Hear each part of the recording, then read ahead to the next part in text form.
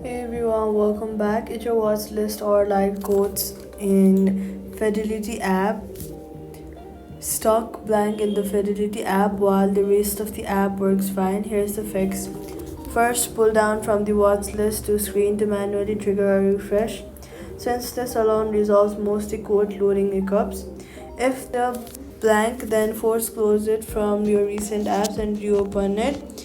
Navigate back to your watch list on a fresh session. Courier settings, toggle airplane mode on for about 15 seconds after that to reset your connection. Since live code data depends on stable real-time connection, that's highlighted off without any error showing. Reopen Fidelity afterward and check your watch list again if codes are still not loading. Check a third-party outage tracker like Down Detector, Fidelity Praise in browser to rule out a market data feed issue on Fidelity's end, since this has happened during a confirmed past outages.